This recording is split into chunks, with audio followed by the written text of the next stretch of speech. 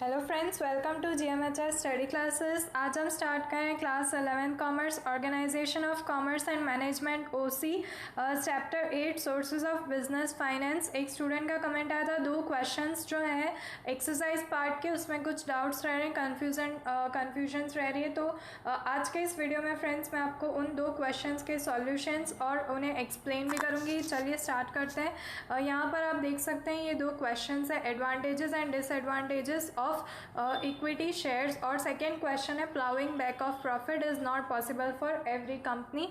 तो हम इन दोनों क्वेश्चन के सॉल्यूशंस देखेंगे। डाउट है इसलिए यहाँ पर सॉल्व करवा रही हूँ, और आपको भी किसी और क्वेश्चंस में डाउट्स रह रहे हो तो आप मुझे कमेंट करके बता सकते हैं। फ्रेंड्स, ये है इक्विटी शेयर्स के एडवांटेजेस। आप यहाँ पर कुछ पॉइंट्स देख सकते हैं, ये सारे एडवांटेजेस हैं जो इक्विटी शेयर्स से हमें मिलते हैं, एक कंपनी को मिलते हैं। Equity shares are long term financing source of any company.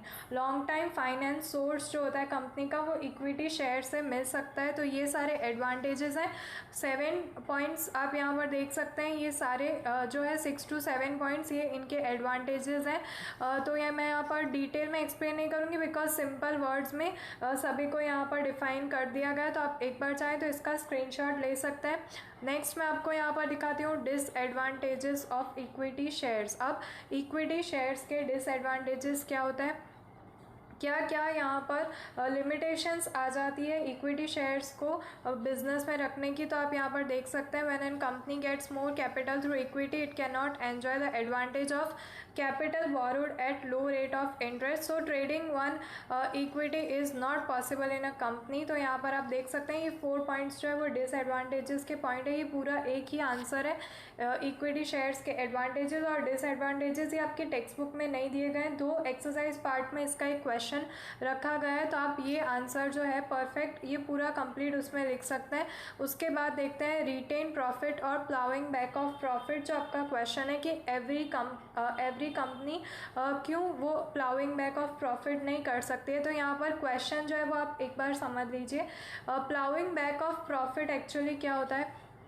Ploughing back of profit का मतलब होता है कि अगर कंपनी को प्रॉफिट हुआ है शेयर्स और डिबेंचर्स की मदद से, तो वो जो डिविडेंड है वो बाकी पूरे डिविडेंड को सभी में डिस्ट्रीब्यूट करने की बजाय थोड़ा सा प्रॉफिट अगर रख लेती है कंपनी अपने पास और उसे री इन्वेस्ट कर दे, तो उसे प्लाउइंग बैक ऑफ प्रॉफिट कहा जाता है। आप यहाँ पर पूरा रीड आउट कर सकते हैं, ये 3-4 लाइन्स में आपको पूरा समझ आ जाएगा कि कंपनी को कहीं से कोई प्रॉफिट हो रहा है तो वो थोड़ा सा प्रॉफिट वो एज अ डिविडेंड जो शेयर होल्डर्स हैं उनको ना देकर थोड़ा सा प्रॉफिट अगर कंपनी में रख ले और उसे कहीं री इन्वेस्ट कर ले ताकि और प्रॉफिट अर्न कर सके, उसे प्लाउइंग बैक ऑफ प्रॉफिट कहा जाता है। अब क्वेश्चन पे आते हैं। क्वेश्चन हमारा ये है कि हर कंपनी क्यों इस प्लाउइंग बैक ऑफ प्रॉफिट को नहीं कर सकती है। तो यहाँ पर हर कंपनी, एवरी कंपनी का मतलब ये नहीं है कि कोई कंपनी नहीं कर सकती।